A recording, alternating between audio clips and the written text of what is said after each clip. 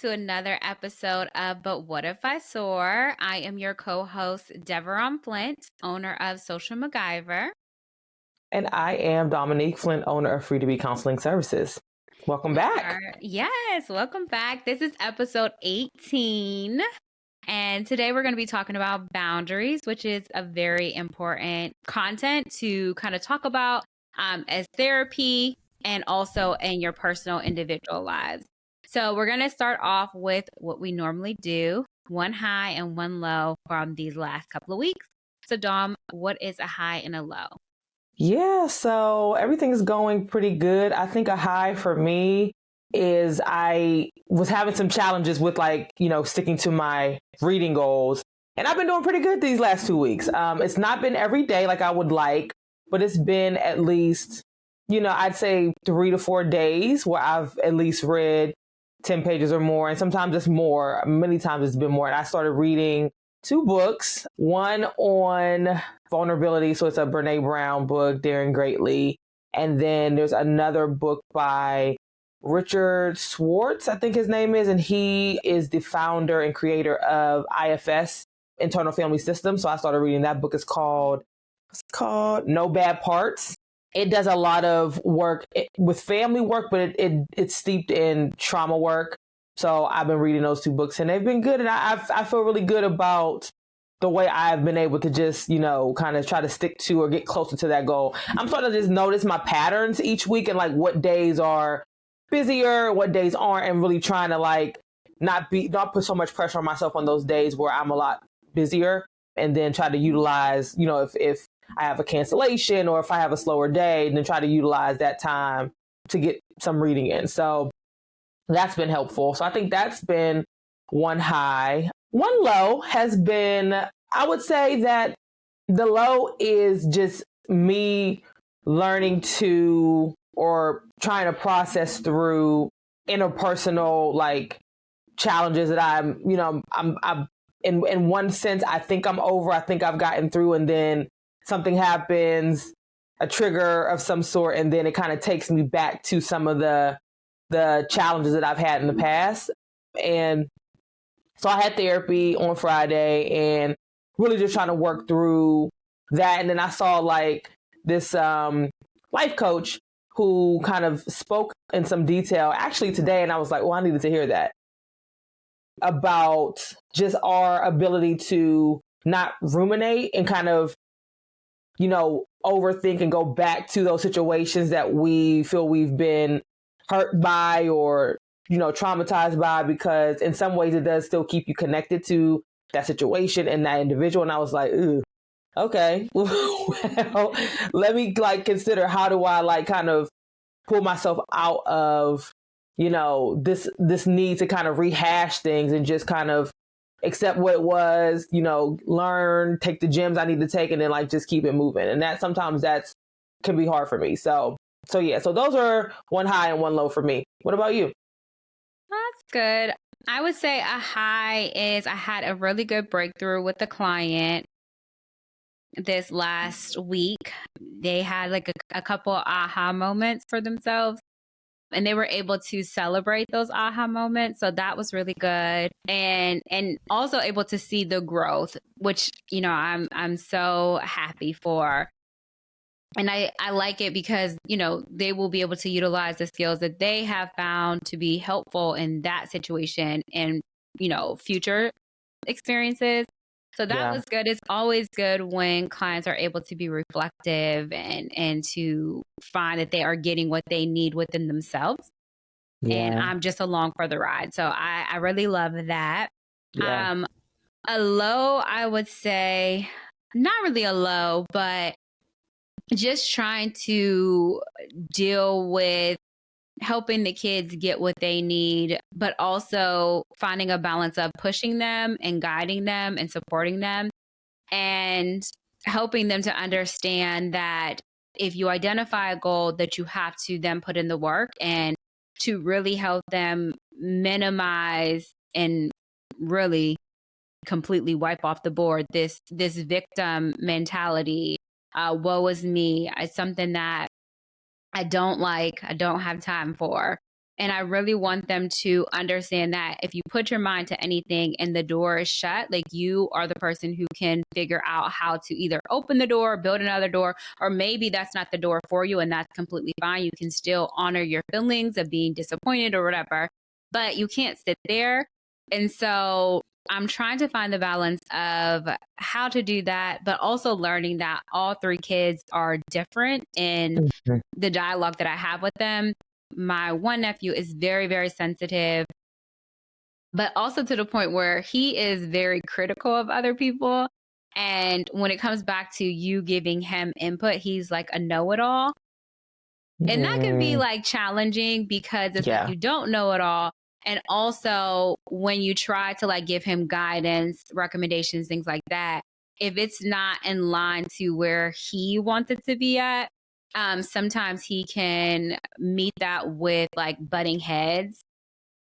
And that's a challenge for me because it's like, I know all of the things that I've been through, although others may have not went through similar things. I've always been someone who's been pro listening to other people and taking their feedback and seeing if I can take that information and apply it to my life in some type of manner.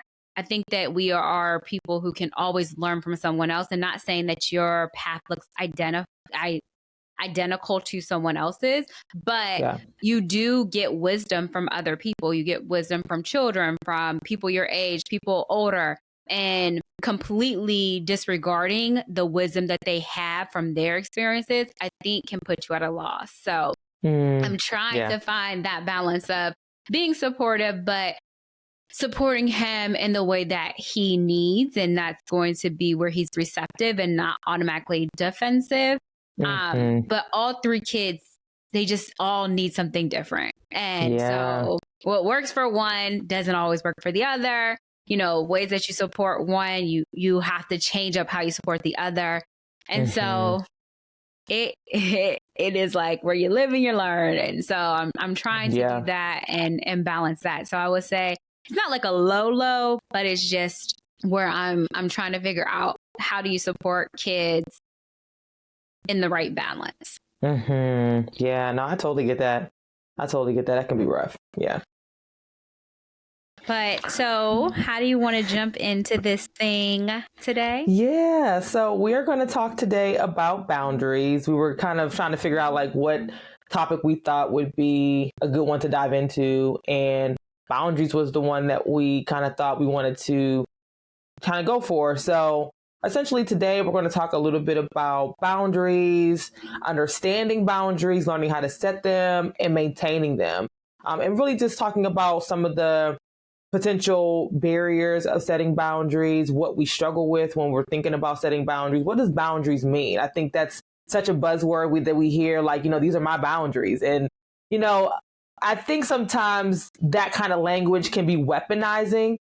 So I think it's a way for us to really kind of talk in some detail about what it means to set boundaries. So I started off when I was thinking about, or when we were thinking about this, there was a few books that came to mind that I just kind of wanted to share. Now, obviously, are tons of books that discuss boundaries and some of the intricate details of boundaries and some of the pitfalls. But these are just a few that, you know, we thought could be helpful. So the first two are by the same author. This book came out, I would say probably, I don't know, maybe like 3 years ago. And it was kind of at the height of, it got a lot of buzz when it first came out. It's called Set Boundaries, Find Peace. And that's by Nedra Glover Tawwab. She also wrote another book that just came out maybe last year called Drama Free. Both of these books are about boundary setting, about family dynamics and how to set boundaries within family structures, which can be a little dicey. So that's the first two books. The third book is Codependency No More, which is a staple, especially in like drug and alcohol world. She's also wrote a book about the language of letting go, which is like a daily meditation. But this book is all about codependency and the importance of not losing yourself in your relationships, which again is also a key component within setting boundaries. And so that's another book. Melody Beattie has a lot of other books that, if you're interested, to look her up. And then lastly, I have this book called Boundaries. And when I bought the book, I didn't recognize that it had biblical references, but it's kind of interesting. So this book was wrote by Dr. Henry Cloud and Dr. John Townsend. And this is about learning and understanding the importance of setting boundaries. But it also has like some biblical references around and a biblical perspective on setting boundaries. Kind of interesting. It's not necessarily my jam per se, but after looking through the book, over the course of a couple of days, I do think that there are some important nuggets in there that could definitely be helpful for us, because it talks a lot about boundaries with your kids, with your spouse. And I think it has some importance. So those are some of the books that I would just want to throw out there. Again, there's so many different books, so don't necessarily hold yourself to these. If you're interested more in the understanding and structure of boundary setting, you can do your own research there. But these are just a few that we wanted to highlight.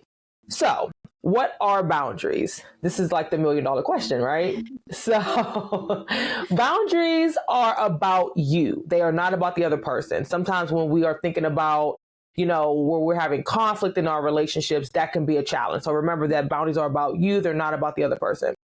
They are about understanding your own needs, your own wants, your own desires, and then making adjustments to your behaviors if your expectations are in violation by somebody or yourself even, right? Because again, we don't talk enough about self boundaries. How are we really holding ourselves to the things that we care about? So boundaries are not ultimatums, right? They're not like you do this or else I'm done, right? Or fill in the blank, right? They're not ultimatums, right? Because again, you're not going to get anything from an ultimatum, right? Someone's just going to feel forced to do what you're asking them to do. And the reality is you can't make anybody do anything. So really what you want to focus on is adjusting your behaviors, your actions, your time, and your presence to these relationships. And that is really the kind of the foundation of boundaries. Now, in Nedra's book, Set Boundaries, Find Peace, she talks a lot about just some other meanings of boundaries. And I wanted to kind of share that before we move on. And so here is just a list of some of the other boundaries that she has discussed. And that includes boundaries are safeguards to not overextending yourself. Boundaries help you to improve your self-care practices, which is another huge component of boundary setting. It helps you to define your roles in your relationship. So whether that's at work or with your significant other, parents, it really helps to define and shape those roles. It communicates acceptable or unacceptable behavior in your relationships. Everything is not common sense, right? So this is a way to kind of help kind of peel back what is acceptable for you and what's not acceptable. They are a way to ask people to show up by upholding your needs. This is a way to communicate your needs to other people. Again, we're not mind readers, so this is a way to kind of hold yourself accountable to keeping people informed of what you need from them. It's a way to create healthy relationships and healthy dynamics. It's a way to create clarity, which I think is important as well. And it's a way to feel safe. And I think safety is probably the most important, because you really can't have these type of dialogue and this type of dialogue and conversation if you don't feel safe in your relationship. So those are just some things to consider when you are looking at what does it mean to set boundaries and what does that look like? So yeah. There's also 6 types of boundaries. So there is going to be physical boundaries, and that's going to be your personal space and physical touch. So example, forcing hugs, kisses, handshakes. We have been talking a lot, or you will hear a lot of people talking about kids, right? And their physical boundaries of when they go to like a family gathering and being required to give everyone a hug, give everyone a kiss. So that could be an example of a personal boundary of, my kid is not being required to do that, and just setting that boundary. Sexual boundaries, touching, making sexual comments, engaging in sexual acts without express consent. Kids cannot consent, obviously. Sexual jokes. I think we talked about this last time on our last podcast of, just comments that some people will make in regards to, especially like kids, saying like, oh, they're fast or they really mature for their age. Sometimes like older people say like they're filling out. My mom used Oh, to be wow. like, Yeah. yeah, my mom used to make comments like, you're smelling yourself, Mm-hmm. And so just having like sexual boundaries, obviously, we also talked about consent being so important. Someone who obviously is under the influence cannot consent to any type of interactions because they're under the influence, as well as children cannot consent. Elderly individuals who may be dealing with a medical condition or a mental health condition, even not even just elderly individuals, but anyone who has like maybe someone who's actively in psychosis, they cannot consent either. So I think that that's also important to think about when you're talking about consent. Intellectual boundaries, so refers to your thoughts and your ideas. Dismissing someone because of a disagreement, minimizing someone input into something because you don't agree with it, reducing oh, that person's thoughts don't matter, they don't count because of something else. So even like biases that you may have. So that can also be something that could be a boundary. Emotional boundaries, so experiencing belittling remarks regarding your emotions or invalidating of your feelings. So examples is sharing inappropriate information with children. So sometimes we will see this with parents who have a strained relationship with a child, especially if it is like it was a 2-parent household and now it's one, or even where the biological parents are not actively in the child's life and maybe they're living with like a grandparent or another relative. They can sometimes use their interactions to say things that are really not appropriate for kids to know, or also kind of putting the kid at where they have to look at someone in a different way because that's how the parent is feeling. So that could be an example of emotional boundaries. And then material boundaries is your possessions or things that are yours. So example, never returning a borrowed item or taking something from someone where they give you something and then you just don't return it. You don't speak about it. So that can also be a issue with boundaries from material aspects. The same thing of material aspects is allowing someone to share your space and you not taking care of their space or not even leaving when you're supposed to. So sometimes we hear about like squatters, right? And so like that can be a material boundary of taking a space and knowing that there's a time limit there and not respecting that boundary and using loopholes to be able to, again, not respect that material boundary. So these are some examples. And then the last boundary is going to be time boundary. And so that's how one manages your time and how one allows others to use their time. So managing like time management, things like that. An example is calling multiple times in a row for non-emergencies, or even if it's an urgent thing for you, but it's not urgent for them. So let's say, for instance, you have not managed your time and your resources appropriately, and now you are wanting someone else to drop everything that they're doing to accommodate your lack of planning. That can be a time boundary issue. So I have an aunt who often says, your lack of planning is not my issue, is not. So that's her way of setting time boundaries, is that she's not going to stop what she has planned and drop everything for your urgency now when you knew that you had something to do and you decided to wait and not act on it. And now you want someone else to accommodate you. So you can see that happening. And I think me and Dom could say we've seen that happen with clients, right? Like, where they haven't been respectful of your time. Like even setting appointments, if you set an appointment for noon and you have a late policy where you give someone a grace period and they do not comply with that. And then they show up late and you do them the courtesy of still holding the session. They then think the session is supposed to go over the scheduled time because they were late, even if you have other clients that you have scheduled and you need to be respectful of their time. The same thing with like hairdressers, right? So having an appointment and then you go to the salon and you realize like that appointment really wasn't like a real appointment because they have other people in their chair or they're trying to, do multiple heads. And so they're just not respecting of your time boundary that you have in place. So those are examples of different boundaries and how they can impact the boundaries that you set. Yeah, those are some really good examples because, girl, I got some stories.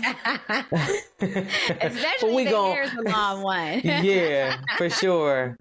Yeah, for sure. So we're going to get into just kind of really talking in more detail about boundaries and some of the things that maybe we've struggled with personally, what we've seen in terms of just, as we worked in this field and as we, either work with couples or work with individuals in the different settings that we've worked in. I mean, I'm sure we have tons and tons of examples of how boundaries have shown up in our personal lives and in our professional ones. So I guess one thing I want to ask is like, what do you think are some barriers to boundary setting? Like when you think about your personal life and maybe just some of the things that you've seen in your work, like what are some things that you think are, the barriers? Like what gets in the way?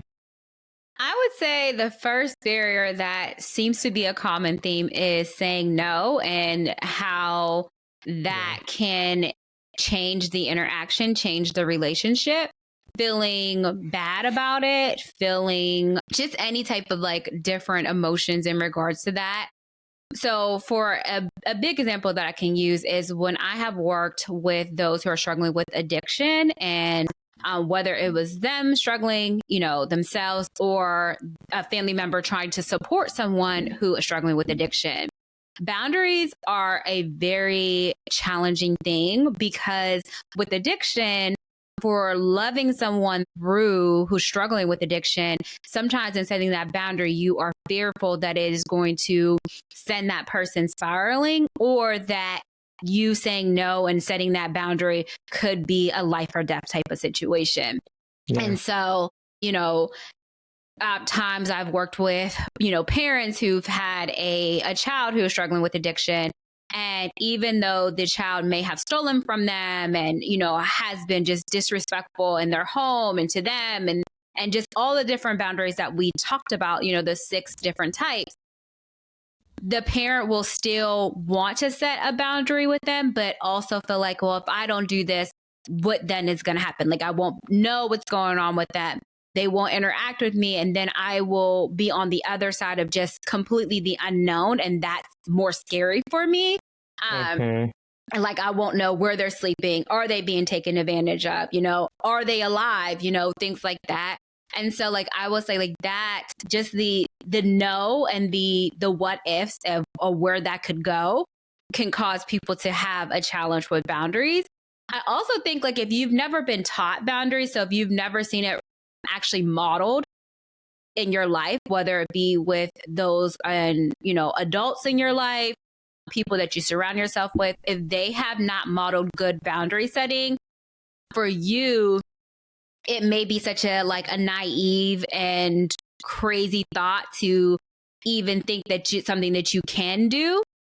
And so because it's just this kind of like unicorn, it's like, okay, I hear I should set boundaries, but what does that actually look like? I haven't seen anyone in my personal life be able to actually set boundaries and they mean something, right? So it's different of having that word of like, okay, boundaries. Like I understand I need to set boundaries. Like, yeah, it makes sense.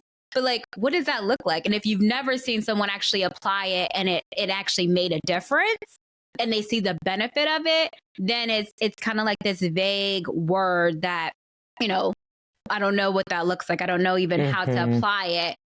And what benefit does it bring to me, right? So I think like that also is something that I have witnessed is the idea of what happens if I say no, what happens if I set this boundary, but also like, what's the benefit of doing so? How is this going to serve me? But also if you have like a codependent relationship, sometimes you feel like you're not entitled to have a boundary because you are reliant of that other person or that situation. And the idea of separating yourself from it is so scary that you can't even think about that. So, like, setting boundaries is not something that you're in the place to do at the time, because you don't want to lose access to that relationship or that situation, because you are reliant of it. So I would say, like, those are examples that I have experienced. What about you? Yeah, just to add briefly, I think that the biggest barrier that I've seen is that people are not in tune with why the boundary is even important to begin with, right? Like they haven't interrogated and like assessed and self-reflect, done any self-reflection about, okay, I have this there's a part of me that feels like I should be setting a boundary, but I'm not quite sure. I haven't even haven't given myself the space to even explore, like, why am I having this reaction?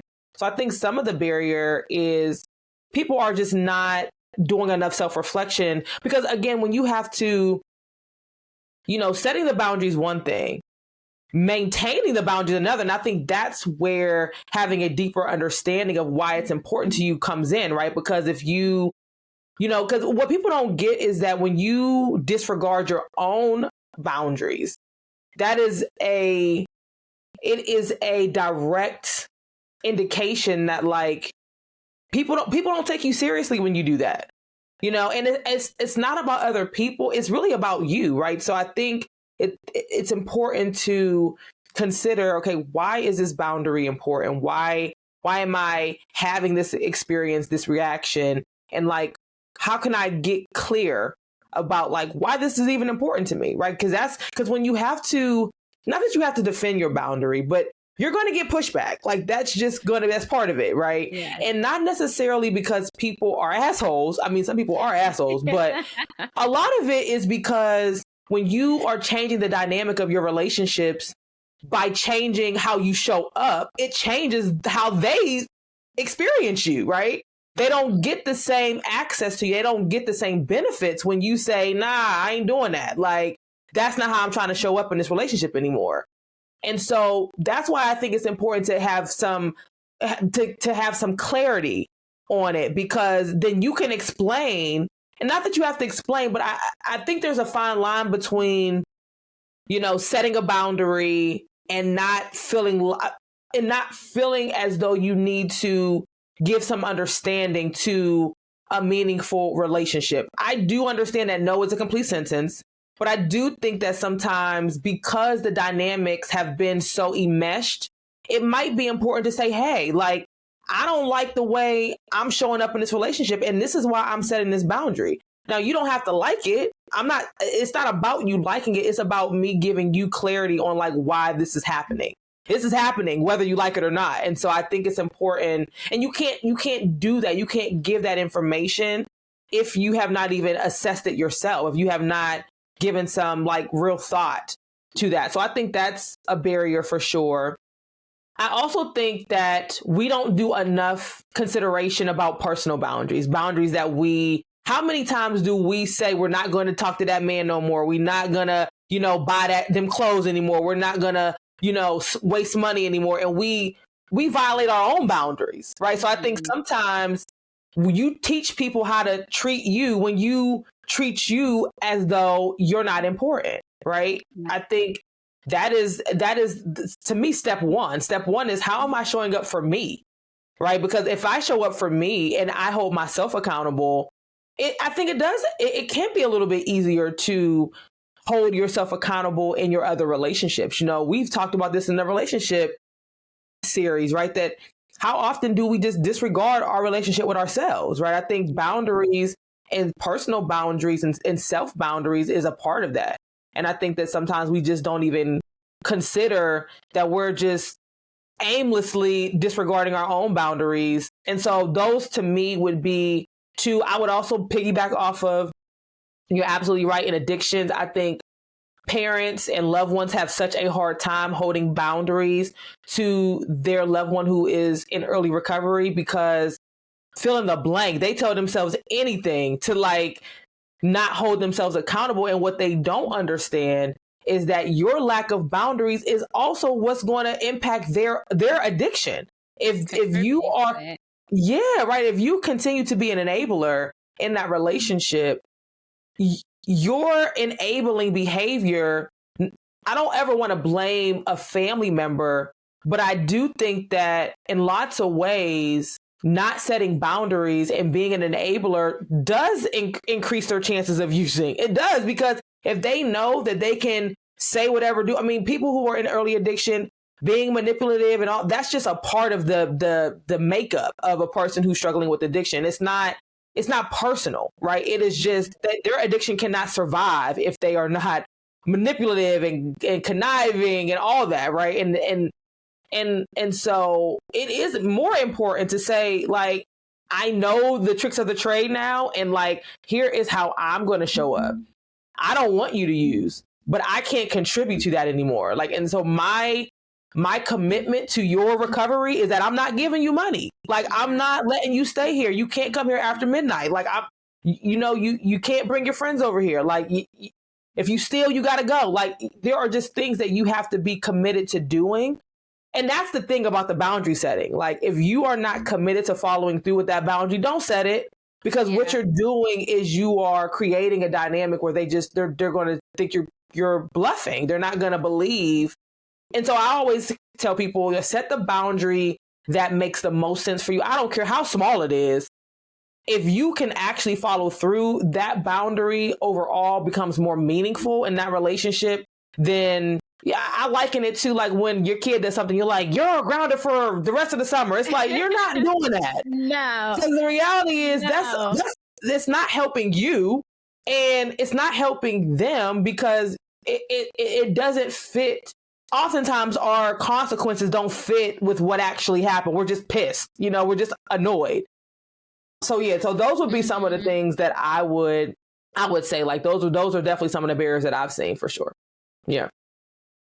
And I also want to add that sometimes a barrier to boundaries is feeling like you yourself do not deserve to set that boundary. Right? Like, I think self-esteem also plays a really big part. And I know I constantly use my mom as an example, but I think like for her, boundaries were so difficult because she didn't feel like she was worthy enough to set that boundary. She was looking at all of her past mistakes and experiences and feeling like, people gave me grace in these situations. And even though they weren't similar, or they may have been a little bit similar, it didn't mean that she herself couldn't set that boundary for herself. But oftentimes she would feel like she was not in a place to even consider it, because who was she? Like, you have this history.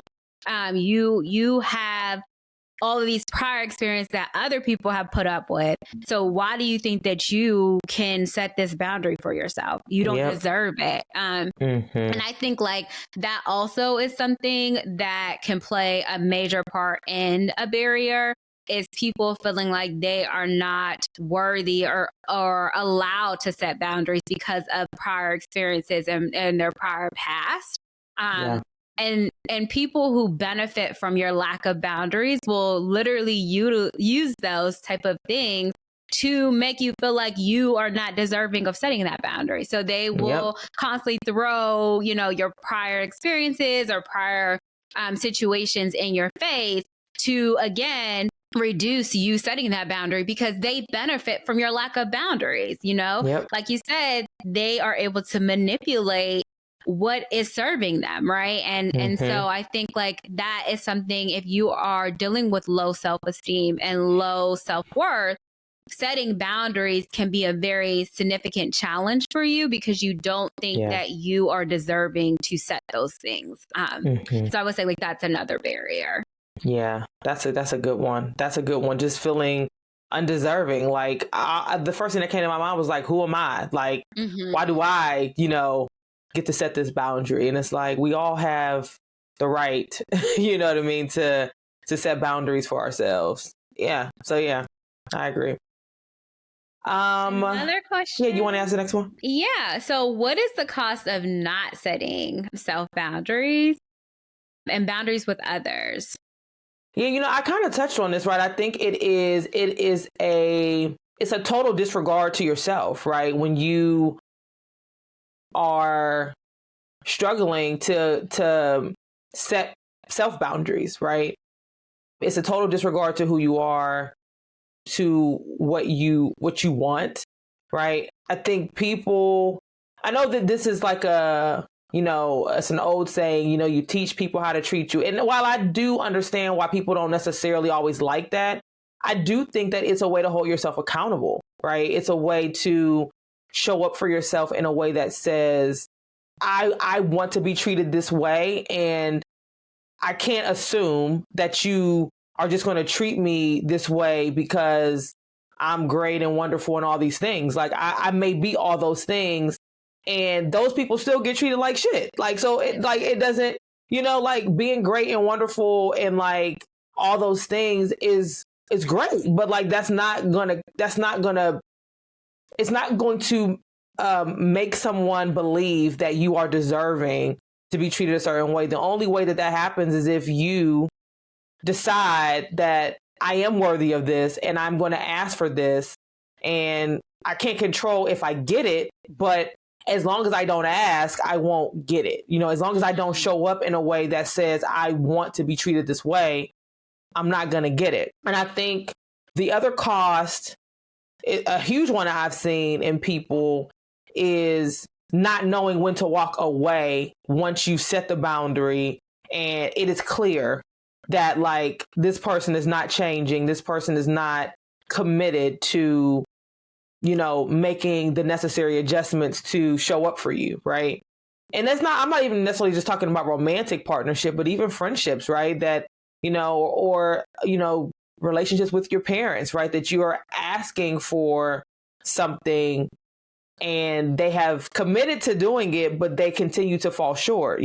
At what point do you decide that maybe what I'm asking for is not too much, but they are just unwilling to give it? And so then what do I need to do, right? To show up for myself in a different way, right? That I'm wasting my time and my energy on this thing that is not changing, right? So I think that that's a huge cost. I think the major cost to me, though, is like just continuing to accept garbage for connection. Because again, that's really what this is about, right? Boundaries is like, I want to stay connected to you. And the only way I can do that is if I feel I'm being treated this way, unless you show up for me in this way. And everybody's not going to be able to do it.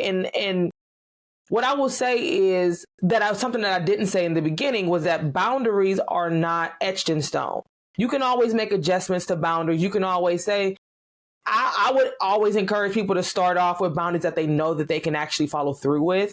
And then, over time with practice and with consistency, you might say, this person is doing well. Like maybe, or this dynamic is working. Maybe I can, relinquish or, make some adjustments to that boundary. But I think all in all, it's important to consider that at what point do you recognize that like nothing is changing, and how is this serving me at this point? How is this dynamic helpful to me? And it's not a selfish thing. It is just a reflective question, right? Like, how is this serving me? And if it's not serving me, is there something that I need to do, or have I done enough? Like, have I done all I can do? And that the only other option at this point is maybe to just, again, be mindful of the time that I'm giving, the presence that I'm sharing, like, so those will be some of the costs to me, just off the top of my head, or some of the things that I think of. What about you? What do you think? I agree. I think it sets the tone for other interactions, because, if you are allowing someone or something to have an impact and you're not setting a boundary for yourself, and you are not thinking of yourself in these interactions, other people are watching, other people are looking in, and not everyone who is in your life or will come into your life is there for great reasons. And so it can also put you as a target. You know, I think when I've worked with individuals who have been in interpersonal relationship violence, interpartner violence relationships, and working with them after, you know, leaving that relationship, or even talking with someone who's had numerous ones, oftentimes what I've found is that they have an issue with setting boundaries. And so they tend to find themselves in other interactions that have led them to that same type of cycle. And so, you know, people who don't have the best intentions, they know what to look for in other people, and they know how to kind of like get what they want. And so, like, if you are not good at setting boundaries, if you are someone who has codependent ways about you, that is like someone who is great at, you know, messing with those boundaries. They're going to look for you. They always know their perfect victim, right?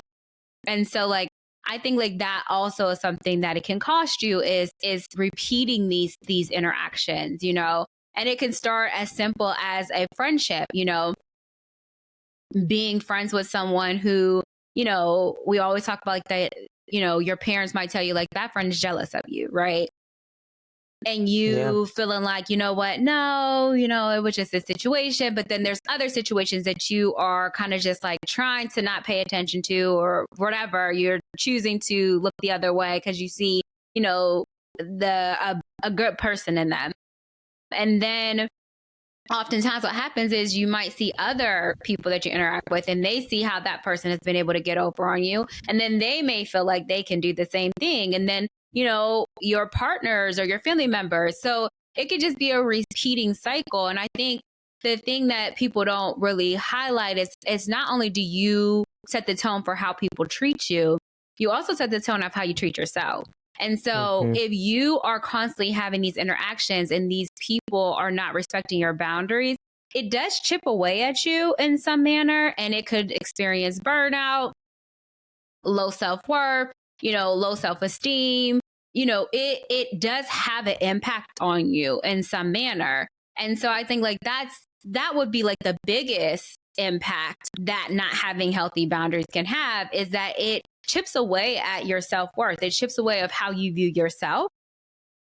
And you then can start to put yourself in more dangerous situations because you don't feel like that you are worthy of more. You know, you have grown to expect that, you know, because you don't have good, healthy boundaries, that the people that you interact with have taken advantage of you. So you might, that now may be the lens that you see others in, that you have just grown to expect that, you know, this man is going to get whatever he wants from me, and that's all I deserve, you know. This, you know, individual is going to, you know, do things to my body that I don't want them to, but I don't have a voice. I don't have a say. And so it could put you in other situations where, you know, there has been situations where I worked with clients who have been sexually assaulted, and some of the most horrible stories that I've heard is where they thought that that was all that they deserved, and it led to them kind of being like sexually trafficked because of feeling like, you know, this person, this is the idea of love, right? And so in their head, their idea and their concept of love is very warped. And so they would be with a partner, and he would abuse them, and then he would convince them to then put their body with other people. And, you know, if you do this, you love me. If you don't do this, you don't love me. You know, why are you wanting to hurt me? And just manipulating them to the point where they then would be sexually trafficked to other people, you know, prostituted, and thinking that that was all that they deserved. That's what they had to do. So I think like it chips at you, and it chips at who you are as a person, to the point where you start to believe that this is all that it is. Like, all people are going to treat you this way. So why even try to set a boundary? Because this is just how people are. They take advantage of you. And then you might also become someone who thinks like it's a dog eat dog world. So if I don't take advantage of someone else, they're going to take advantage of me. So I have to do it first. Right. Yeah. So that really interacts or impacts your interpersonal relationships as well. So it's like, I'm going to be the first person to hurt you and get you for what you want because I'm used to others doing that to me. So I would say like that is a significant cost. Yeah, it's like it changes your worldview, right? You go in with different expectations, and then after those really traumatic experiences, as a way to self-protect, right? That is the outcome, right? Mm-hmm. So it definitely can change your worldview for sure. Yeah, for sure. The next question is about like, okay, so we've talked about boundaries, we've talked about some of the barriers and like some of the costs, but like, what are the ingredients? So like when we think about what it takes to set quality, healthy boundaries, what would you say is included in that? So I would say the first ingredient is self-reflection. I think really self-esteem plays a major part in boundary setting because you have to first feel like you're deserving to set a boundary. That is the first thing. If you do not view yourself in a positive light, how are you going to get anyone else to respect what you're saying, right? So I think like that's the first thing is self-esteem, self-reflection, how you view yourself would be the foundation. And then also I think you talked about this too, is like understanding that boundaries can be adjusted. They don't have to be set in stone, but you really want to set a boundary that is going to work for you, right? So where I might say, this is my boundary, this is my expectation, and it's very firm. You may be in the same situation and that may not be something that one, you agree with, or two, that's something you feel like can work for you. Like, right. So I think like it has to be something that you feel comfortable with, but also you feel like it's something that you can achieve and you can do. Because the last thing you want to do, like you said, like where parents are just pissed and they're like, you're grounded for the rest of your life. You're not going nowhere. And then they get tired of you in the house in the summertime. They're like, these kids is getting on my nerves. Go outside. And it's like, oh, I thought I was grounded, right? So like, and then you know as a child, okay, I know mom told me like, you know, I'm grounded or whatever. Anytime she tells me I'm grounded, all I got to do is get on her nerves. And I know she's going to tell me, well, go outside because you're getting on my nerves. So look, that's the recipe. When mom sets a boundary, I got this recipe now that I do. And I know it's going to break the boundary, right? So I think like you have to be realistic in what you're setting. You have to make sure that it's something that you can commit to. And it's not so out into the universe that it's like the idea even doing it causes you to be like, nope, I can't do it. Like, or I'm going to change it. It's not something you can stick to. Because then that's not really a boundary, like a healthy boundary for yourself. And I think you have to, like, it's not a one size fits all type of a mindset. You have to figure out what is something that you're ready to commit to. Are you good at committing, right? But also, like, don't set multiple boundaries if that's not something that you're good at, right? Yeah. Maybe it's that you just need to start off by saying, you know, this is a small boundary and I'm going to build it up, right? I'm going to start off with, I know that this interaction, this one person, you know, maybe it's the calls, right? You know that you have a person in your life who is not respectful of your time and they call you all hours of the night for nothing, literally just want to call you and complain or vent or whatever. And they don't care that you have more like work in the morning, you have kids or whatever. So a boundary that you could start off with is you put your phone on do not disturb, or you put for them, you silence them, at a certain time. I have friends who their phone is on do not disturb, but they do have it where certain people are able to still reach them, even if it is on do not disturb, or where they can still reach you, but it doesn't alert you. So again, that can be a boundary that you set. I have a friend whose sleep is an issue for him. He has issues with sleeping. And so his boundary is he puts his phone on do not disturb and he doesn't check his phone. He might randomly check it, early in the morning when he is, having issues with sleep, but it's up to him if he wants to respond. He doesn't feel inclined to do it. Yeah. So that is his boundary that he set. And I think again, you want to set something that's realistic. And you don't want to be like, because people will tell you, oh, you need to set a boundary. You need to do this. You need to do that. But if it's not something that you actually can see yourself doing, then it's not going to be beneficial for you. So like the ingredient to me is to have that self-worth, have that, self-esteem where you have that foundation, but also it's something that you value, that you actually feel like you are capable of doing, capable of holding firm, and you're okay with that, right? Again, like we talked about parents who, or a loved one who is struggling with someone who has an active addiction. We on the outside looking in, we can tell you everything that you need to do, right? But if it's not something that you can actually see yourself doing, it's not something that you can sit with and be like, I'm going to do this. Or if it's something that causes you more turmoil by doing that, then you're not going to see the benefit of it. And so even though someone on the outside may say like, you really do need to do something, we don't get to make up what that person's boundary is, right? So I think like that's the other ingredient, is that you have to set a boundary that makes sense for your life, for your situation, and something you can commit to. And don't just feel like you're inclined to do one because, Jill or Bill told you that it's something that you need to do. If you don't see the benefit of it, you're not going to hold fast to it. You have to see the benefit of putting these things in place. Like the benefit has to be there. Or if it doesn't make sense. And they're hard. Boundaries are hard as hell. They are. So you have to you have to see the light at the end of the tunnel to hold fast. Like, if you got a romantic partner and he ain't no good, he ain't really doing anything, but let's just say, something is good, right? We'll just put that there. Something is good.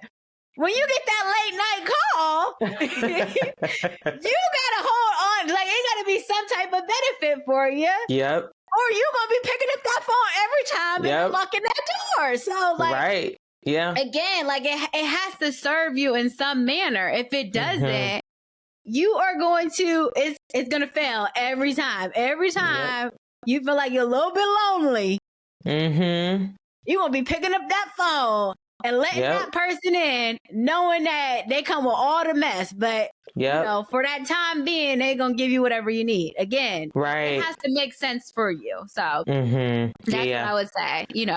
Making it make sense. Make sure that you value yourself and you feel like it's something that you are worthy of. If your self-esteem is in the garbage, is low, you don't have self-worth, the idea of setting a boundary is just going to be like rainbows and butterflies, like the gold on the end of the rainbow. I ain't seeing that anytime soon. So you can't convince me into doing it. It sounds good, but I can't really cash it in. So what about you? Yeah, this one this one could be hard, right? In terms of like trying to figure out what the ingredients are for a boundary for you. I would say first things first, understand why you're setting the boundary. So I think some awareness of the boundary is important. I don't think you can really start. I think you have to start from that place to really have like for the prognosis of your boundary to be a healthy one. So kind of having some self-awareness about why you're setting the boundary. Why is it important to you? What are you hoping to accomplish with this boundary, right? And I don't know that information is useful for the other person, but it is definitely useful for you. And we're talking about, being able to have a clear picture of why this is important. I think that is helpful. I think having confidence when you are setting the boundary. And sometimes you got to fake it till you make it, right? Sometimes you got to act confident, even when you're like scared as hell about like what is going to be the end result of setting this boundary. Because I think sometimes for a lot of us, it's like, I don't want to come across as mean, or I'm going to feel guilty, or all these things that we might experience from setting a boundary. And so I think appearing confident, right? So that means eye contact. That means speaking slowly and concisely and directly. That means don't allow this person to kind of derail the conversation, kind of stick to the topic at hand. We're not talking about that. We're talking about this boundary right here, right? So, kind of keeping those things in mind as far as ingredients. I also think that depending on the boundary, I don't think it's a bad idea to make some negotiations, right? I think that we're never going to, how do I say this? Because I don't want to make it seem as though people should settle. Because I don't think you should settle. If you think that this boundary is non-negotiable, then it's non-negotiable. But if there is some wiggle room, I do think that it is worth saying, okay, this is what I'm asking for. This is what you can provide me. It's clearly not the same thing. How can we meet somewhere in the middle? What makes sense then? If this doesn't make sense to you, and this is where I am, where can we meet in the middle? Because sometimes this is not like this isn't just a relationship that you can just end tomorrow. Sometimes it's with your child. Sometimes it's with your spouse. Sometimes it is with a parent, right? In these relationships, I don't think that it is useful to just end relationships because you don't get what you want. I think when you don't get what you want, or when you both are kind of at a crossroads, it does open up a conversation. It opens up an opportunity to communicate, to get curious about how do we get to this place where we both are feeling like we're getting what we need, right? Mm-hmm. And so I would say that if it's non-negotiable, it's not negotiable, right? There are some things that it ain't no talking, right? It just, this is what it is. And if you can't give it, then I'm gone. And I think that that's fair. But I do think that every situation isn't non-negotiable. And if it's not non-negotiable, then I do think that is where communication skills come in, that non-violent communication, that effective, communication, that active listening. Like those to me are ingredients too, right? Because again, it doesn't mean you have to change your boundary, but I do think that healthy boundary setting does require that you listen too. Like it's not just about you talking about what you need. It's also about really getting a clear understanding, like, why is it so hard for this person to meet me here? Like, why is that an issue? How can I learn more about why this is an issue? It doesn't mean you're going to change anything, but I do think that we don't understand each other enough, right? We are doing so much talking, and sometimes we are so committed to not being done wrong or protecting ourselves from harm that we're not even considering that we're not even thinking about the other person in this dynamic, right? Mm-hmm.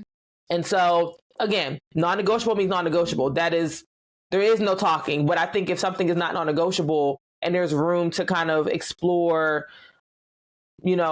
how we get these needs met, how we meet in the middle, I do think that is important. I think another ingredient to a healthy boundary setting is, and this one can be hard, but I do think that making sure that you're setting this boundary with good intentions. I think sometimes, again, people can use the language of boundaries and assertiveness and, emotional intelligence, all that stuff. To me, I'm starting to see is used as a weapon to manipulate people and to get what you want. And I think that sometimes if you're not coming to this situation setting boundaries with good intentions, and you're doing it so that you can get some kind of, because there's some self-serving needs that you're trying to get met, and and you're using all of this clinical language and therapeutic language to kind of show that you want people to think you get it, but you're really using it as a way to weaponize, manipulating people, then I think that an ingredient to that is come to this with true intentions, real intentions, honest intentions. If I always say, just because I can take advantage of people doesn't mean that I should, right? And you will see people will take advantage of other people because they know that they can. And I don't think that that's useful. I think that I do think that it's our responsibility to protect ourselves. But if someone is being dishonest, it's not my job to be lurking around a corner to see who's being I just don't think that's, I think that absolves people of just being good people, just being a person with integrity. I don't think that you should be using these tools and this language to get your manipulative needs met. And people do that often. Yeah. So I would say, come to these conversations with true and honest intentions. I think that's a huge component of like setting a healthy boundary. If you already got like ulterior motives, then like this is already not healthy, you know? And then I think another component is like, and I kind of alluded to this, but like communication, like active communication, nonviolent communication where you are, you know, utilizing the empathy, the validation, the, you know, all those things that kind of help people feel seen when they are, because again, you said this, setting boundaries is hard. There's a level of vulnerability that is required to say to somebody, hey, I really need this and I'm not getting it. And like, I need this. You know what I mean? Like, it's hard to ask for what you need from other people. And so I do think that it's important to respect that and honor that, like, it took a lot for this person to maybe come to me and say this, you know, and that's not always easy. So I do think that because of that, you know, the empathy, the active communication, active listening, you know, all those things I think are helpful in like creating an environment where people feel connected and people feel seen and heard. Those are just important components to just having healthy relationships in general. But I think when you're setting the stage for setting healthy boundaries, I think that that's also a part of it. So, yeah. So this question now, go ahead. The other part of that is being an ingredient that may be missing is, what do you then do, or what are you willing to do when that boundary is not respected? You know, yeah. Because I think like that's the other part of the coin, right? That I don't think that people really focus on is if you get past, you know, you get all those ingredients, you got that pot going and it's, you know, it's smelling good, you're ready. Mm-hmm.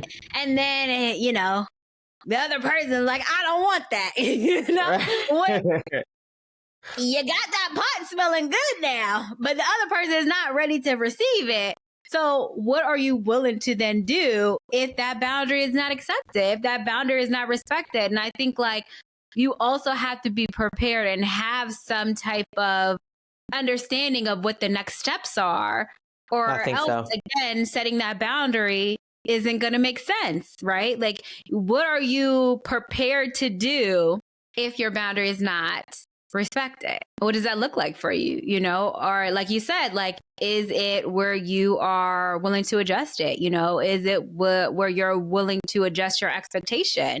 You know, a perfect example I use with the kids is, you know, with my mom when she was actively in her addiction, and I actually grew to understand what healthy boundaries were and, you know, started to implement them in my life.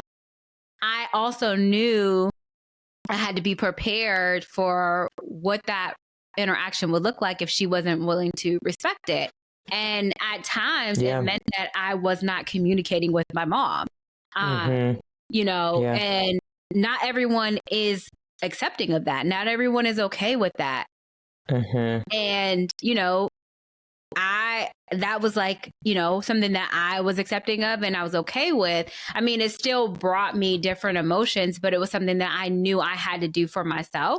But I also understand, like with the kids that we have, that is not something that they have come to terms with and are accepting of. And so like what I always tell them is, you have to find boundaries. Like you have to set healthy boundaries for yourself, because you do set the tone for how people treat you. But you also have to figure out, maybe you change your expectation. Maybe that's a boundary. And that's the boundary that you set with yourself is, you know, maybe you have this very core belief of what a mom should look like, what a dad should look like.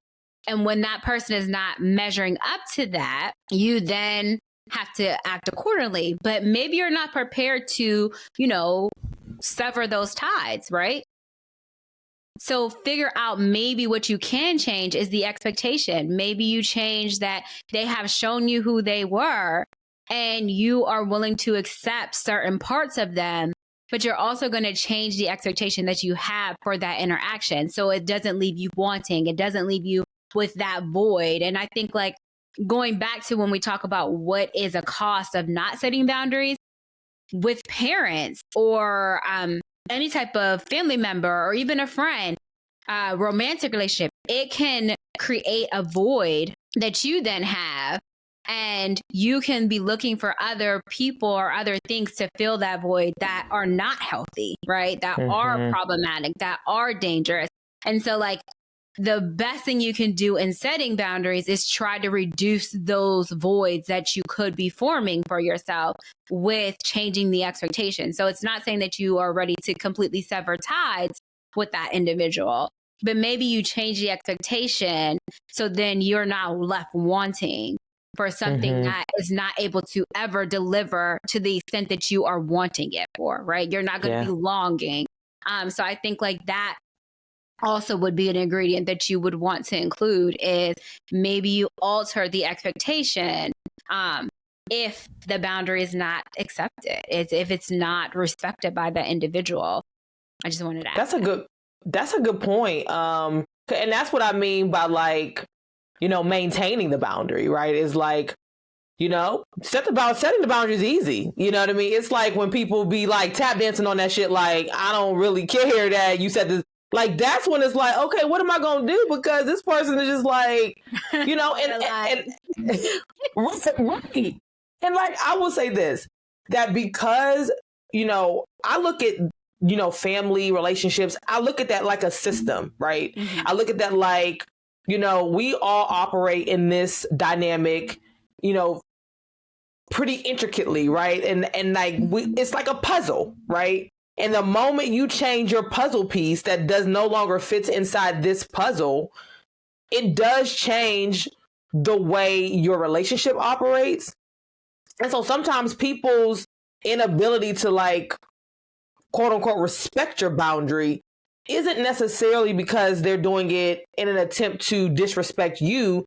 They also may be doing it because it's new to them. Just as much as setting the boundary is new to you, having to follow new rules is new to them. And so that's why I do think that it is important sometimes to have real meaningful conversations about why are we getting this wrong, right? Because I don't always think that it's somebody's like, fuck you. You know what I mean? Like, I don't care. Now, sometimes it is. And sometimes people are like, you know, this ain't the first time. So, you know, we going to see how serious this person is about. And so then in that respect, I do agree with you that it's like, okay, so then what you going to do? Because this person is pretty much saying like, they know you all cat. Like they know that they can say whatever, they can do whatever. And like, whatever you say is not, it's not real. They don't take it seriously because you have exhibited countless times that that all they have to deal with, like whatever the consequence of crossing the boundary is, it's worth continuing to cross it because again, it's meaningless to them, right? Your attempt to, you know, maintain the boundary is not enough for them to say, I need to figure this out because I don't want to deal with that, you know? And so that's, to me, what the issue is you've continued to allow someone to violate you. And I don't want to blame people because to me, I always say there's a fine line between like victim blaming and like accountability. And like, what accountability do you owe yourself to the way you are allowing somebody to treat you? No, you can't control people, but you can control the access that they have. So you can control the amount of time and energy you give to them.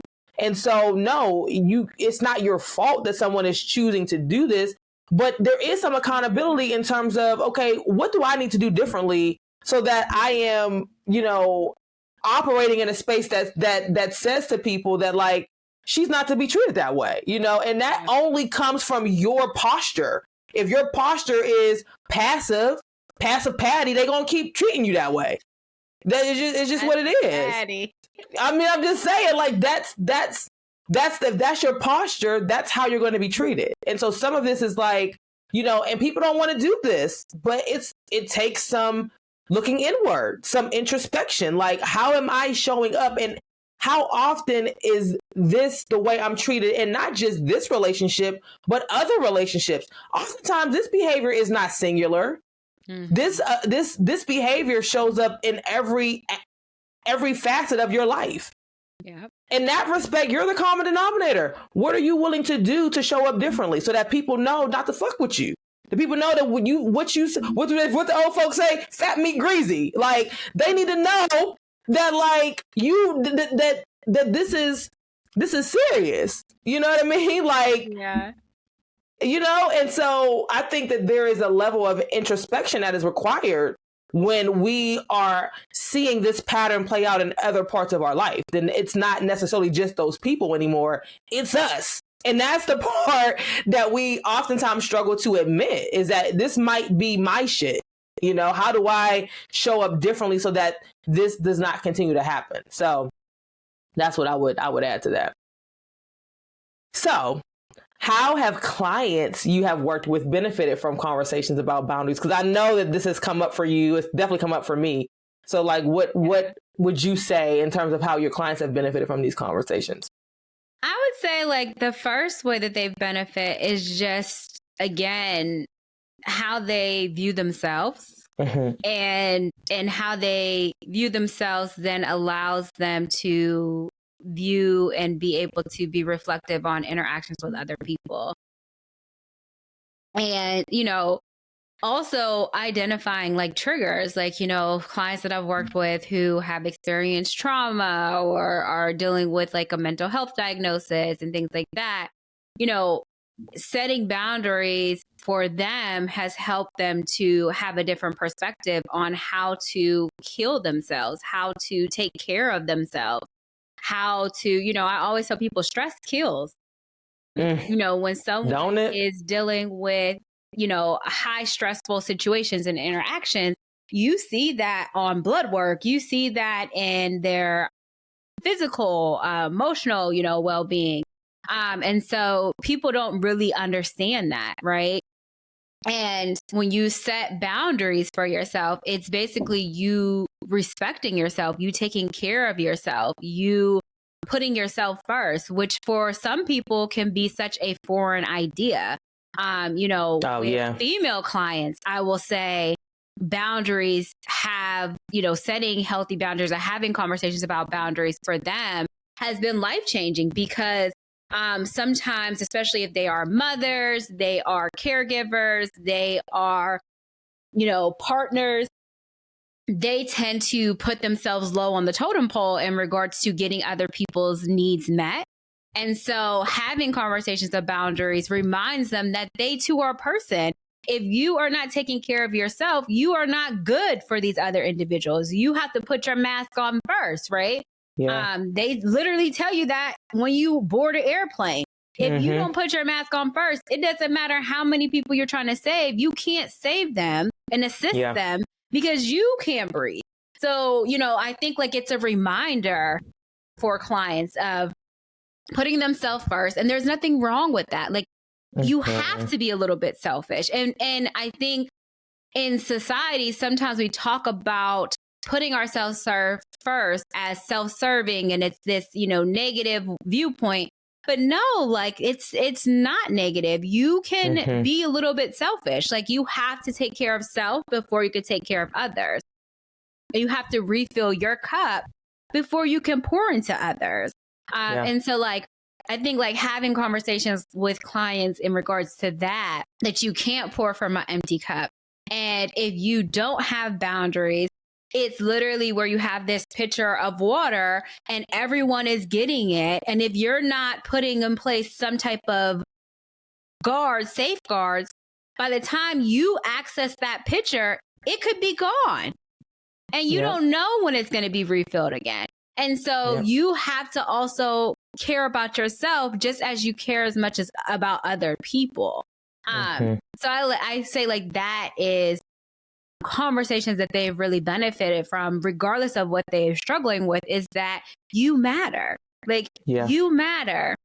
You care about other people and you're mindful about, you know, your interactions with other people, but you have to also be mindful about your interactions with yourself. Like, you have to put yourself first. Again, you cannot pour from an empty cup. And if you are just letting everyone have access to you, not everyone is deserving to have unlimited access to you, no matter who they are in your life. If they are not pouring back into you in some way or manner, they should not have unfiltered, unrestricted access to you. It's not good for you, and it's also not good for them. Yeah. And it's not good for other people who are viewing the interaction, right? If you have kids and they are seeing your lack of boundaries, your lack of healthy boundaries, they then are going to mirror what they see. Kids model what they see.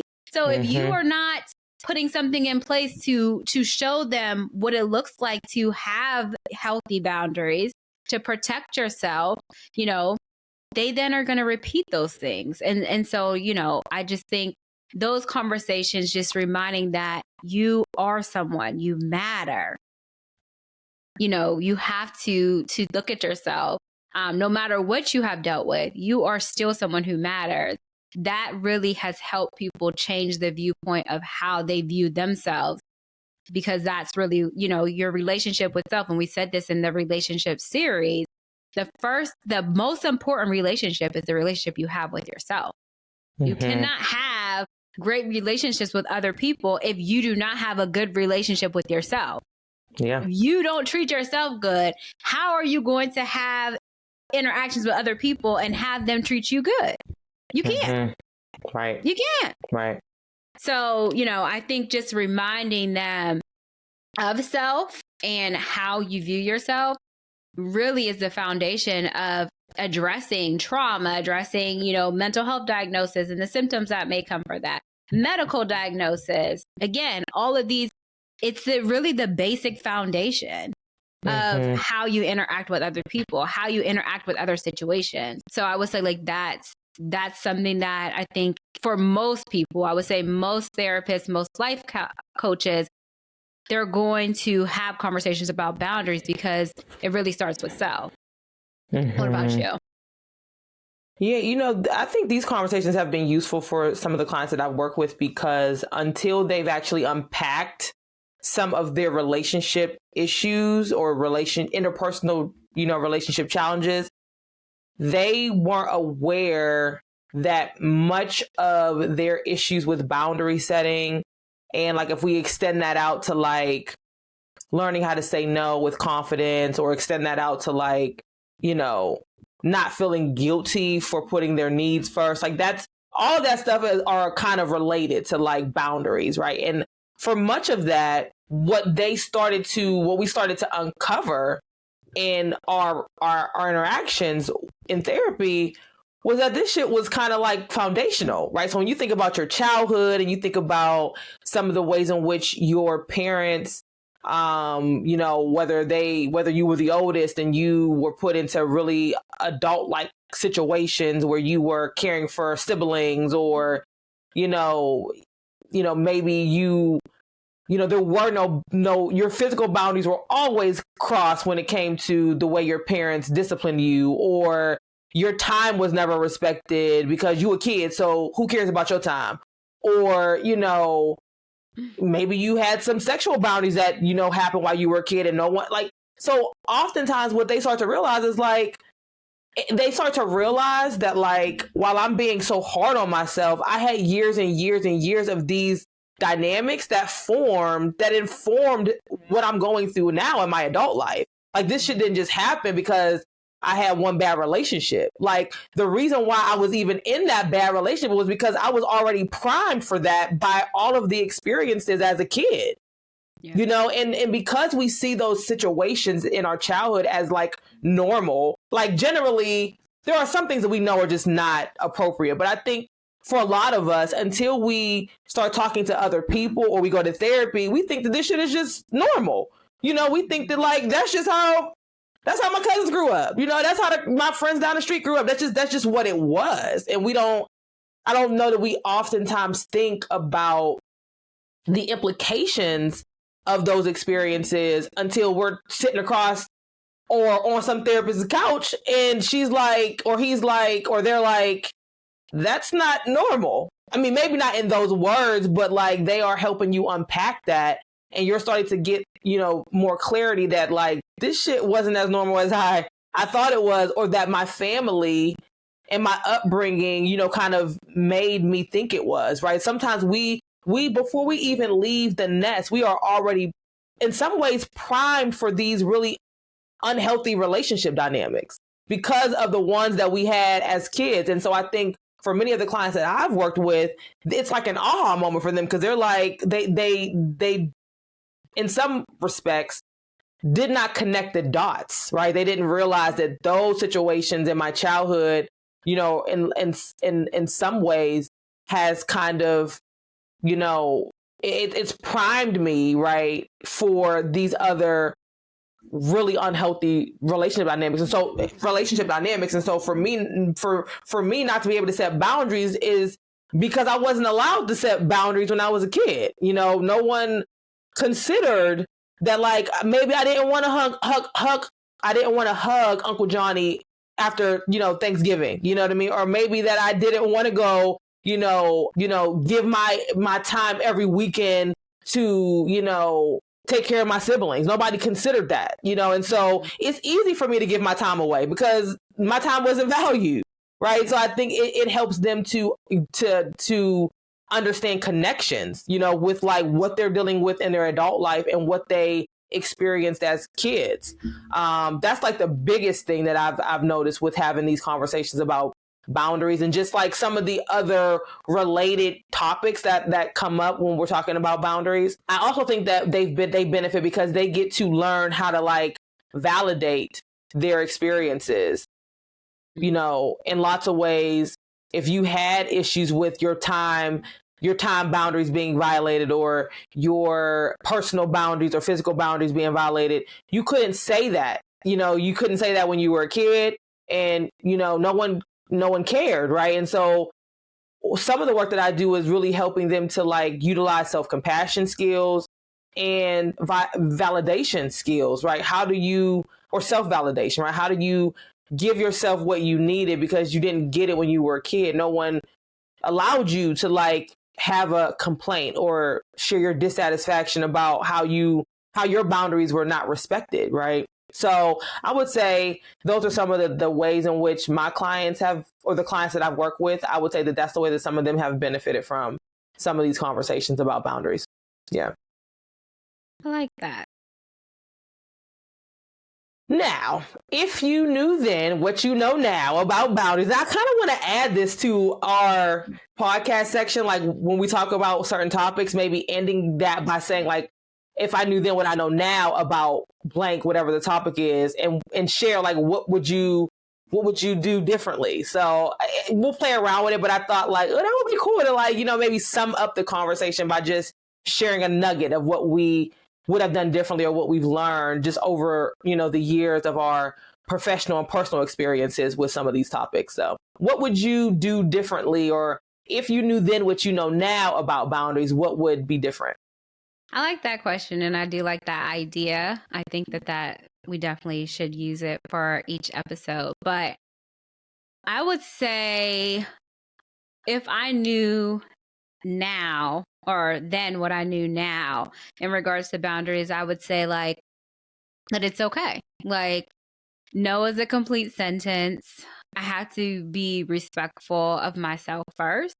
And I don't have to do anything that I don't want to do. If a situation is not making sense for me, it is causing me increased anxiety. I am, seeing just the thought of certain things playing out where it is having a negative impact on my life.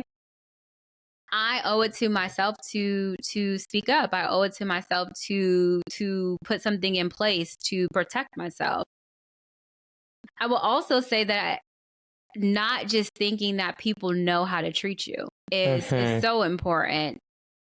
When I was growing up, I used to, I don't want to say think that people were mind readers because I didn't think that, but I had a concept of what love was. And when things didn't align with that concept or idea, it would puzzle me, And I think my idea of what love was like based off of like movies and things like that I would experience. And I would say like growing up in the 90s, there was always like these great movies that, you know, we would watch, and it would have, you know, what a family looks like and how your mom or dad should interact, and your friendships and things like that. Like, you know, My Girl, like that was such a great movie, and Homeward Bound, and like, so like we had like these very like heartfelt movies, and when my life didn't match up to it, I thought it was abnormal, and you know, the expectation was this, and I realize now that one,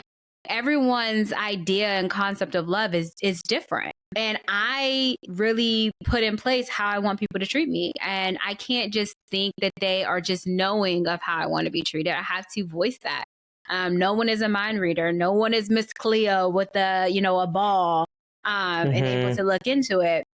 And I can't hold people to these expectations if I do not make them known.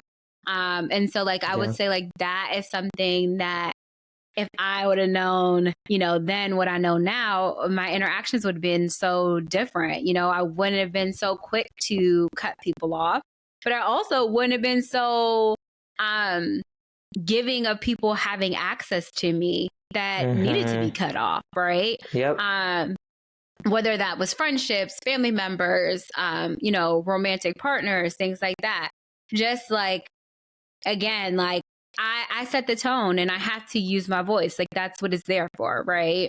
And so I can't just assume that people know these things. People are going to treat me with, you know, treat me well, love me the way that I want to be loved. There's different love languages, right? And so like just changing the expectation, but also knowing what is my line in the sand and holding firm to that, and not making adjustments just because I feel like it suits the other person, even if it doesn't serve me and it doesn't suit me. That I matter. Like, you know, I think like that probably is like the biggest thing that I would say would be something that I would like to have implemented earlier in my life is, you know, the understanding of why I move, you know, certain ways. Not everyone knows my story. Not everyone is worthy enough to know all of those parts of me. And I can't expect them to, you know, move in certain ways if they don't know the reasons of why I'm acting the way that I am. And so like I have every right to set a boundary, but sometimes you do need to have that dialogue and communicate what it is that you're needing, and then you can handle people accordingly, but not just have the expectation like they should know, because I think that that's unfair, and it also sets you up for failure. So I would say like those are important things. Like not everyone knows my story, not everyone knows my prior experiences, and not everyone knows me. And people come with their own prior experiences. They come with their own reasons of why they are the way that they are, why they interact the way that they do. And so like if it's a meaningful relationship, it's something that I value, I do owe them and myself a conversation to set that boundary. And then if it's not respected, I then can move accordingly. But I don't have to just be like, right. Right. Because, you know, I'm a good cutter. I be keeping them scissors. Like, it ain't gonna happen. Like, shit. Right. Yeah. But now I am, you know, a little bit more knowledgeable in how I move. So I would say that. What about you? Yeah. If I knew then what I know now about boundaries, I would be okay with like walking away, right? I think that when I think about my early 20s and dating, like there were times when I held on a little too long to certain situations. And part of it was, you know, when I did some self-reflection years later, part of it was like, I was afraid to ask for what I wanted because I was afraid that they were going to be unwilling to meet me there, like meet me with what I wanted, right? And I was not, I was going to say I was not strong enough to walk away, but I don't think it was that. I didn't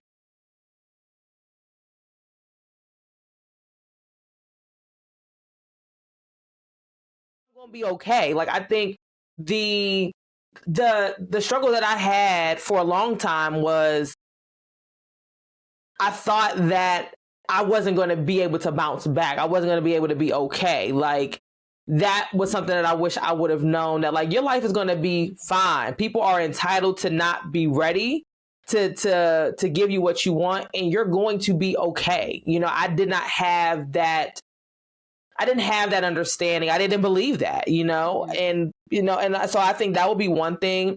I would say that, like, I oftentimes set boundaries, but I never enforced or maintained them. And I think that is something that I obviously would have done differently back then, right? I didn't have no problem telling you what the issue was, but I never was able to kind of formulate what it looked like in practice, right? So I don't like this. I'm asking for this.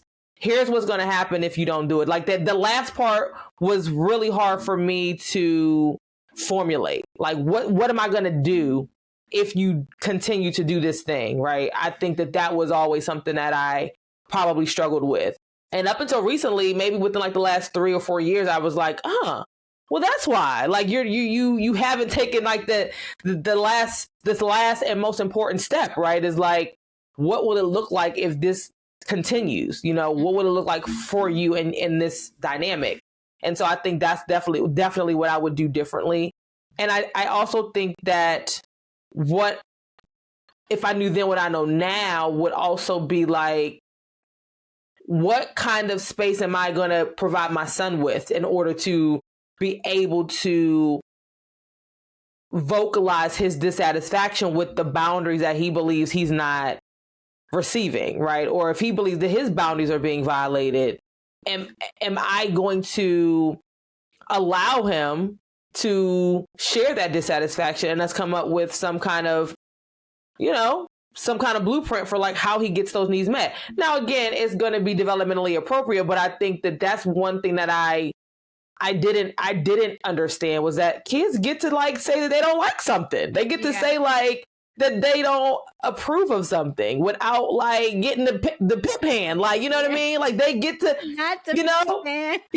or just, let me say that it wasn't always a pimp hand, but it was often like, I'm the adult, you're the child, right? So that is it's so defeating, because you grow up believing that like, we're like, I look at all these things as practice, right? And I didn't get that practice. I didn't get that practice of, okay, you don't like this, here's why. And I understand that sometimes there is no, like, sometimes people don't believe that, or sometimes people believe that giving kids explanations is too far. Yeah. I mean, that it is what it is if that's the way you think. And I get in certain circumstances, I get why that is parents' belief. But I think that if that's always the answer, I don't got to explain shit to you. Well, then how am I supposed to learn how to do this? You know what I mean? And that's something that I feel like, and I don't think I'm special. I think a lot of kids in the 90s got that same treatment. I don't think that my mom or my parent or the adults in my life were some like evil people. I think that most of us got that same sentiment, but I think when I'm looking at it as I am, in my adult life, I do believe that some of that made it hard for me to understand what was too much, what was too far, what was reasonable. Like, I don't think I understood what was reasonable, because most things were met with like, because I said so. So like, it doesn't really give you space to fully understand, these dynamics. So it does make me want to be more thoughtful and more mindful about how I am having these types of conversations about boundaries with my son, and how I will navigate and manage my own frustration and discomfort when he says, I don't like that. He already says it. So, I mean, it's, it is a work in progress to, be like, okay, what can we do differently? Or like, and again, like sometimes it's just no, and it just is what it is. But I don't think that every interaction should be met with, well, it's because I said so. Well, it's because like that doesn't make sense to kids, and it doesn't make sense to adults. Like that just doesn't make sense. So that's one thing that I know now is like kids get to share their dissatisfaction, and it's up to us to help them like figure out what do they do with that? What do they do with those uncomfortable feelings, with those frustrations, and how do we work with them to like feel like their boundaries are important? And because the thing is, if in the place that is the safest for them, they don't feel like their boundaries are respected, there's no way they're going to go out into the real world and feel like their boundaries are going to be respected. And that's what I keep telling myself is like, if they don't feel safe here to tell me those things, they're not going to feel safe out there. And I want them to feel safe out there too, so those would be some of the things that I know now that I didn't know back then. So, yeah. I like that. I think, we covered a bunch of different things in regards to boundaries. I know, on social media and just in discussions, boundaries is like a buzzword. So I think, from this episode, you've been able to kind of get more understandings of what healthy boundaries are, how you could possibly implement them, some of the barriers that you yourself may identify with, and ways that you can kind of address those barriers. How do you set healthy boundaries for yourself that makes sense? And again, it starts with you. So, I would definitely love to hear, any barriers that you yourself have come across when you are, trying to set healthy boundaries, any type of feedback on when you have set boundaries, how, what were the pros and cons of that? What has really worked well for you? What has not? What were things that did you have to change your expectation?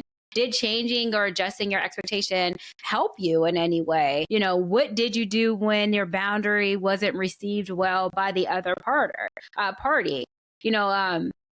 Definitely reach out to us on our social media. You can email us at butifisaw@gmail.com. Again, you can also reach out to us on our social medias. It's at butifisaw. You also can reach out to us on our individual handles, which is at Social MacGyver and at Free to Be Counseling Services. That is on Instagram. And then on TikTok, what's your handle on TikTok? Therapy with Dom. Therapy with Dom. And then on TikTok, I am at Social MacGyver. So please reach out to us. Let us know. Give us some feedback. Let's talk more about boundaries. Like I said, it's not a one size fits all. So we really want to get you guys' feedback and just see how you are dealing with setting healthy boundaries. So that's the pairing is healthy boundaries. Because oftentimes you hear people say, this is my boundary. And again, is it a healthy boundary? Right. So that's something to keep in mind. But, again, please let us know any type of feedback if you want us to discuss any type of topics moving forward. Definitely reach out to us. We love to interact with you and definitely have a discussion and keep it lively. You can also find us on YouTube. So we post on YouTube the podcast video, and then we post the actual audio of the podcast on all the major podcast streaming sites. So this will be up in a couple of days. And to close it out, Dom, what is one way that you are choosing to soar these next couple of weeks? I would say continue reading, because I've definitely been getting through. I'm actually feeling much better about Daring Greatly. The other one, No Bad Parts.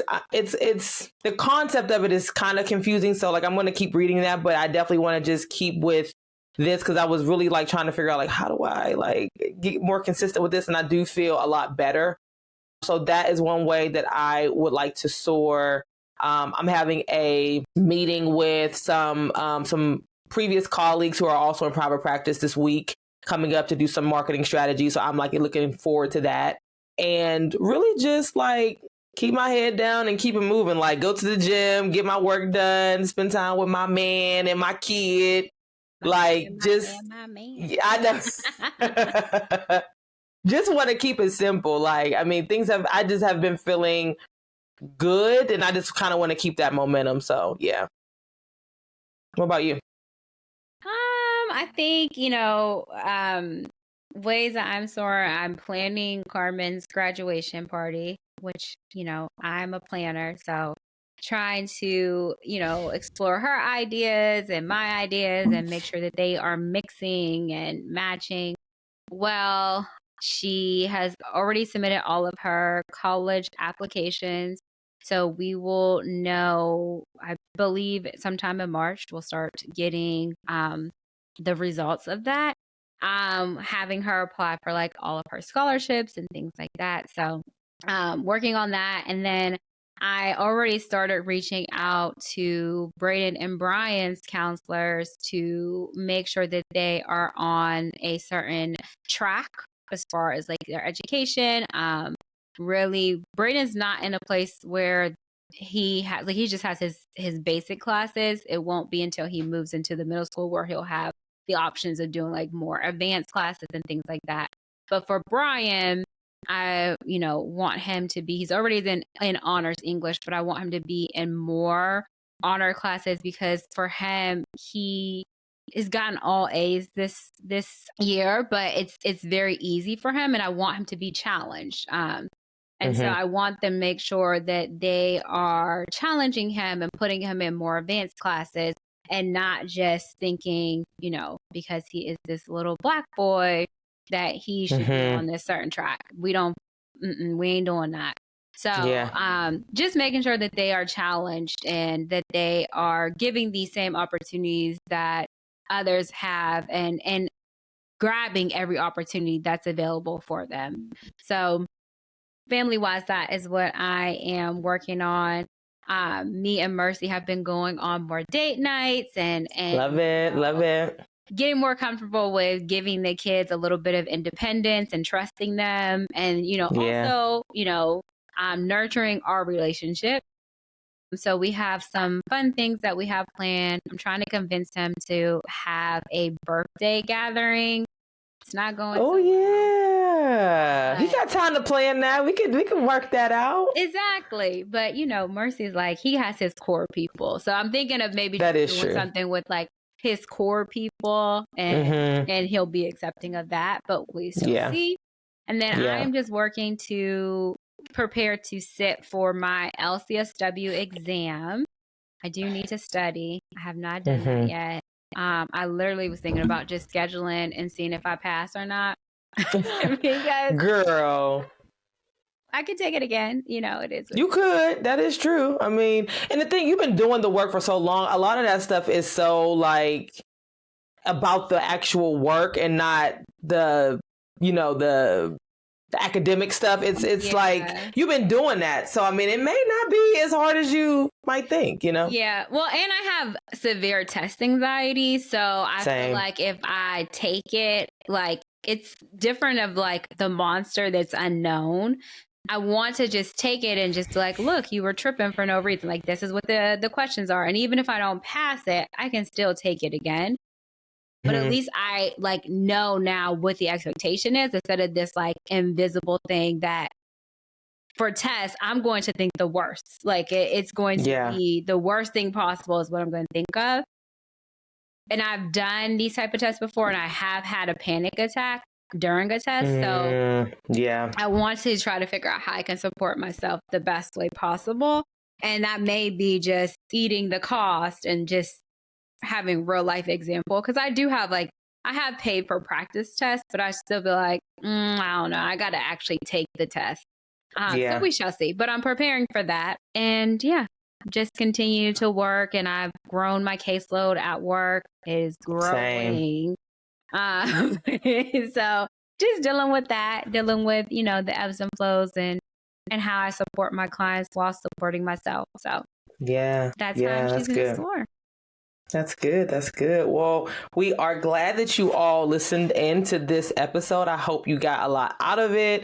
Again, take us up on that offer. We'll love to continue the dialogue on social media. So please, if you have questions or thoughts about this topic, please send us an email at butwhatifisore at gmail.com, or reach out to us on social media.